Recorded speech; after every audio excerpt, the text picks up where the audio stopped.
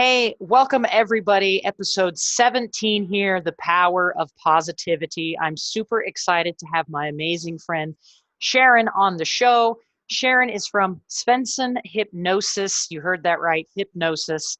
I was once a skeptic, thought it was a little strange, got to know Sharon, did a few sessions myself after I lost my brother, and it completely changed my mindset and it taught me ways to better think and cope with things. And Sharon's big value is all about bringing joy and how to think positively and get more positivity in your life. So I'm really super excited that she agreed to come on the show and talk to you guys a little bit about that and share with you the power of positivity. Welcome, Sharon. Thank you, Crystal. And I would say that we all have that desire within us to feel good, to be happy.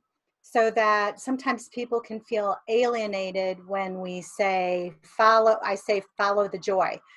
When they're hanging out in hopelessness, misery, depression, and that can feel so far away. So I'd like to start off, if you're game, with a little exercise where we just take a nice deep breath. Oh, okay. All right. I wasn't prepared. Ah. So kind of just a nice, like a sigh. Just let it out, just like you'd sigh. Ah. Actually feels strangely good. Yeah, it feels strangely good. So that truly we have that desire to feel good and we have the way to get there so that when we sigh, it's guiding us to that natural feel good place. That if I asked you, do you like feeling like crap, Crystal? I do not feeling like feeling. And when you feel good, doesn't that feel like this is right? This is the way it's supposed to be. Yeah. I mean, it's when I feel good, right? Good is subjective, but for me, when I feel good, I feel confident, I feel accomplished, I feel happy, I feel like I'm capable of doing more things and handling more things. Well, I would probably argue that um, good is relative, like you were saying. That if you're in a place where you stub your toe and then you start to have relief, even though you may not feel really comfortable, it can feel a little bit better. So that if we're hanging out in depression or hopelessness and we go to a place of kind of anger and blame, it can feel better. So that it is really relative to where you're at. And that was kind of my point with joy can feel so far away from people, but relief can feel up close.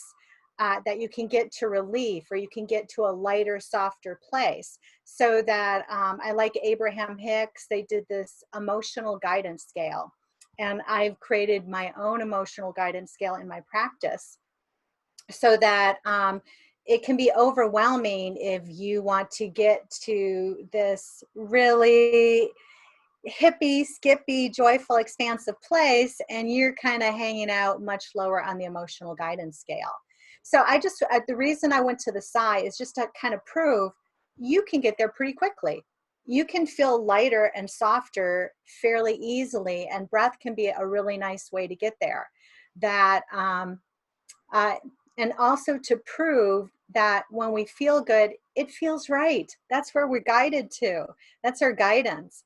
And when we feel like crap, it's our guidance to move away from that. But so often people think this kind of fatalistic attitude of, oh, well, that's just how I feel. I have to go with it's like the winds of my mood or whatever event happens, that's what determines how I feel. So my deal is I really want to get that message out that you have power over your thoughts. But it's just like going to the gym. You don't learn to really get control of your body unless you have practice and time, just like somebody getting to be a master at karate. It doesn't happen overnight, that it takes time. And it's the same thing with your mind. You have power over your thoughts. It really isn't the thing that happened to you. It really isn't what your wife did a few minutes ago or the dogs barking in the background. That power is within you, which some people are saying, oh no, I'm in trouble. And other people are maybe excited about that. So what I love is maybe you and I, Crystal, can kind of share examples in our life about taking that path of positivity. So if I'm in a place, so I'll give an example just recently in my life of taking that path of positivity. We had a house that was, I think, pretty gigantic get built in the meadow right next to us. And for 20 plus years, we got to have this beautiful open meadow and look at the mountain vistas. And when it started to be built, I went to a place of moving down the emotional guidance scale. It's like, oh, they're ruining our view, all these people coming in.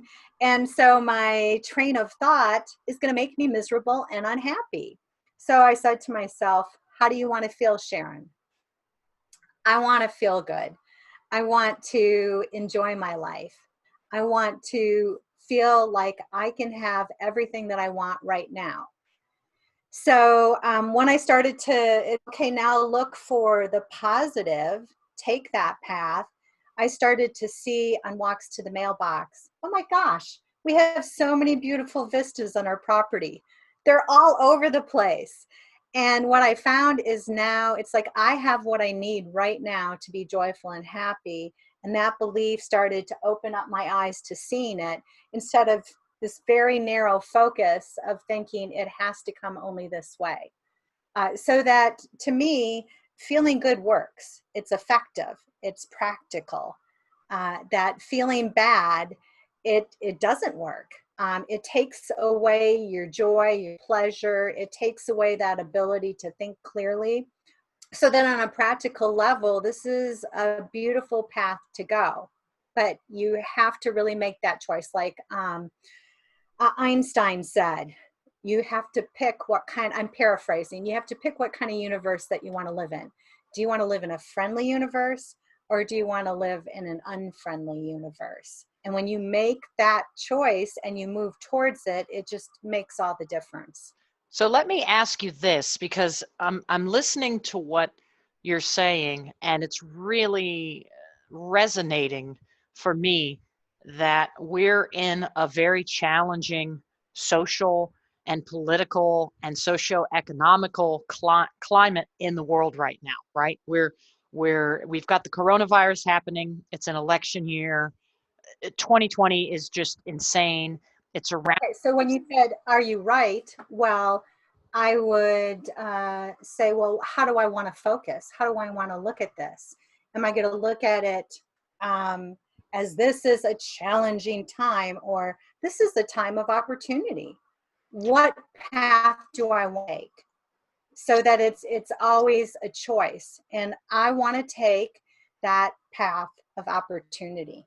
So what I'm hearing you say is that when you see a piece of media, right? When you see a post on social media or a thing on TV or a lyric in a song or a scene in a movie, when you're receiving it, stop and think, how do I want to feel about this? This is something that could trigger me, something that could offend me, something that could get me very passionate down a more angry path, or do I want to let it go, or do I want to use it in a more positive and constructive way, or is that kind of what you're saying, is to stop? Well, I would add, you brought up another really good element, prepave the way for success. So what I mean by that is don't line yourself up for trouble by watching the news and the stories that make you feel anxious and fearful again and again. It's like, I'm not saying don't do the news, but get the information you need and then get out of there. That you can tell the things that trigger you because you have your guidance. You've got experience. You have your feelings within. So pay attention. Is this really taking me to a good place? So that don't watch the movie that you know is going to line you up for trouble. Don't read the book that you know is going to take you to that negative place. But obviously, we don't live in this bubble, that we're going to be exposed to different things as we move about and get out in the world. Um, and it takes practice. It takes practice to kind of turn the other path, but you have to have it as a goal. It's like, oh, I want to feel good.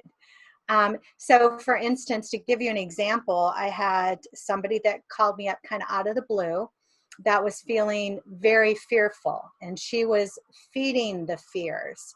Mhm. So that I really wanted to be there for her and to be able to kind of hold a space of love and listen, but she really wasn't in that place where she wanted to take my path.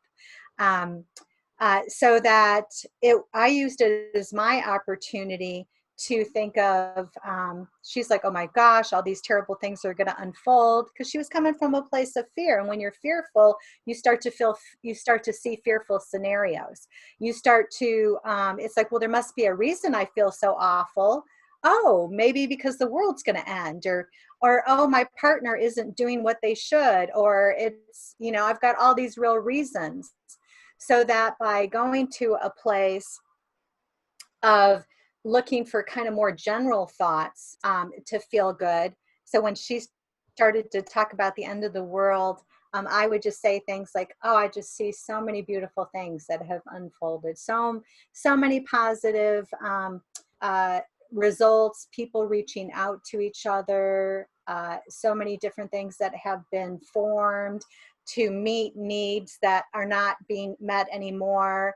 I see, just like you and I meeting here on Zoom, that this opportunity is more open to more people because they were kind of forced into that situation. It's like, well, if I want to see my grandkids, I guess I'm going to have to learn this technology.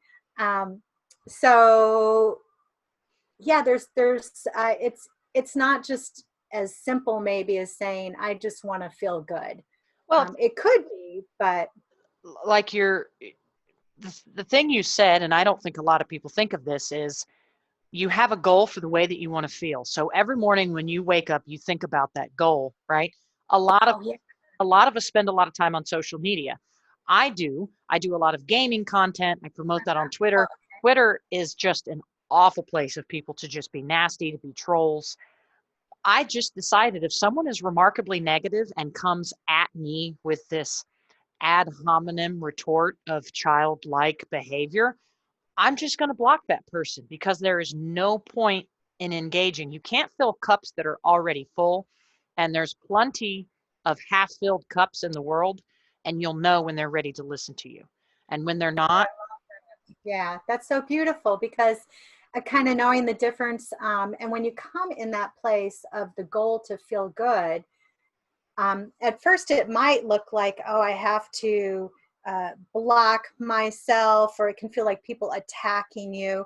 But what I heard from you felt really soft, that, yeah, I'm only going to engage in what really uplifts and feels positive to me. I mean, Um, I so, got so energy. if they were in the place where maybe I felt they were open to hear a different point of view, I'll know, and I'll share. But otherwise, I can just kind of bless them and give them love, and do my own thing. And Yeah. um, I yeah, mean, that's really, yeah, just like people on social media talking about, oh, there's so much negativity. It's like, well, you're just looking at the wrong posts. And don't you know that you get to read what, oh, I can't hear you. uh, You're, can you hear me? oh, you're back now. I hear your voice again. Gotcha. But you have control over what you read or what you don't, but you can get caught up. Mhm. And when you're in that negative place, it's like then you get caught up in that drama, and it can feed it. This momentum starts to carry you.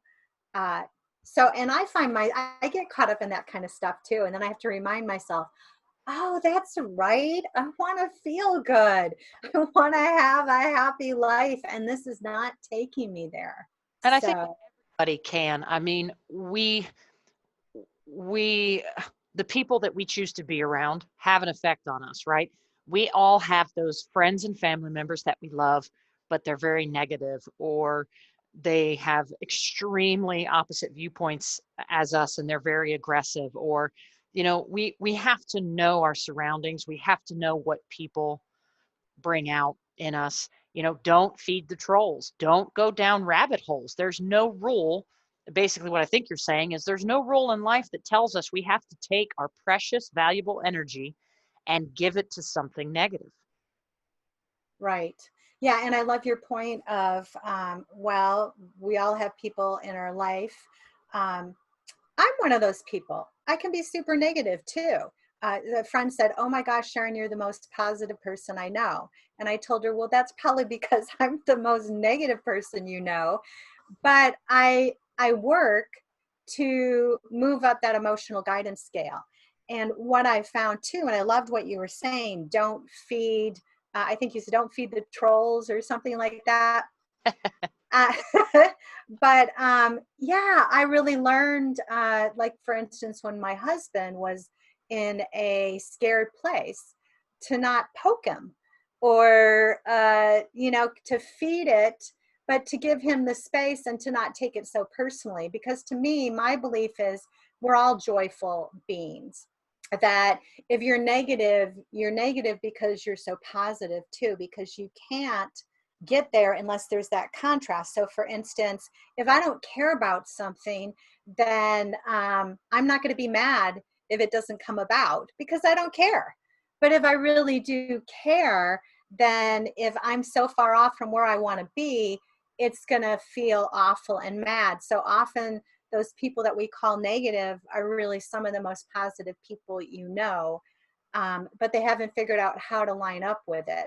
So that I'm not saying I think it's good to have a variety of different friends. I have people that are a variety of different religions, a variety of different political or have different political focuses. And to me, it's like through the challenges, um, that's where the growth and the evolution comes, and that's where the fun comes. But if we look at a challenge as we just focus on the problem instead of, oh my gosh, I wonder how the solution is going to unfold. I wonder how this is going to work out for me. I wonder what beautiful thing I'll think of so that this falls into place. Now you're looking on that positive path. So instead of on that closed off path, that negative one. So because to me, it's like, don't write people off. That doesn't mean that you're gonna, if you're in an abusive situation, that you're gonna stay there. But you don't know what's possible for them. I've seen again and again, just working with my clients, just what can unfold and happen. That people that were kind of written off by others as super negative, completely turning it around because we have the guidance within each and every one of us. So if you're one of those curmudgeonly people out there, there is hope for you. I always tell people the opposite of hate is indifference. So if you find that you passionately hate something, it's just the opposite side of the coin as to love. You're not over it yet. You have too much emotion in it, and too much skin in the game if you don't feel indifference. So we're getting right up to our kind of time point here. So I wanna let you just kind of say some things in closing. Are there any techniques or tips that you want to give viewers or any kind of powerful? Oh, absolutely. So we did that little sigh, and I loved how you said, wow, I feel that's really kind of nice. Well, I have a free series on YouTube at Svenson Hypnosis. It's my YouTube channel, and I have 10 videos called my COVID-19 Love Support Joy Shops. And there's these 30-minute videos that teach you what we started off with, that little sigh. So I teach you self-hypnosis. So because like you say, Crystal, a lot of trouble and challenges have been stirred up. So my hope is to offer people, whether they're fearful about their health, their finances, to take them to a place of soothing and relief. And those that are higher up in the emotional guidance scale, that maybe they're just going to places like frustration or anxiety, off and on fear, to take them to a place of positive expectations, because it's going to work. I know I've had people clients and friends in my life argue, but this is so real. These are real problems. Yeah, so let's do what really works, that blesses your life and takes you to the solutions and answers. And to me, that's taking the path of love. So I'd say go to my Svenson Hypnosis. If this resonates with you, go to my Svenson Hypnosis YouTube channel. Check out my different Joy Shop free series. I've got one for health, for grief and loss, and just overall the anxiety to boost your immune system. So I've got just a ton of free stuff. I've got a Joy-demic 10-day challenge. So to, instead of living through a pandemic, live through a Joy-demic. That I So I hope that catches on. And then, I can't hear you. said, Oh, there. yeah, I like the Joy Demic. I'm gonna give that one a try. Yeah, and those that are listening to this is, we are in August 2020. I'll give you an hour session for $97, which is, I normally am $347, so quite a discount. And try it out for yourself if you want, and it's good till October 2020. Okay. So to give your listeners that extra special gift. Make sure to put that. I'll have a pinned comment below, and I'll make sure to put links so that you can check out Sharon's YouTube. Oh yeah, so Svenson Hypnosis, you can sign up for the Joy-demic Challenge. I've got a joy message, so you can get a joy message daily. So I give just a ton of A link. free. That technology stuff will let us put a link in it, so we can put a link down below, and people can get right to it there. We'll go to your website and stuff. I'll get all those links, and those will be in the pinned comment section below. If you have any additional information that you'd like to get from Sharon, you can put a comment below as well, or anything else. If you have questions for me on the process or on the show, put it in the comment. Just remember, if you enjoyed today's video, to give it a quick thumbs up, and to get videos like this and more, click on subscribe. So Sharon, thanks for being a guest today. I think it's pretty exciting, the power of positivity. Yeah, it can change your life. It's changed mine. All right. Again, folks, look down in the section below in the pinned comment, and I'll make sure that you guys get all of that juicy goodness we talked about. Once again, Sharon, thanks for being on today. Thanks for having me.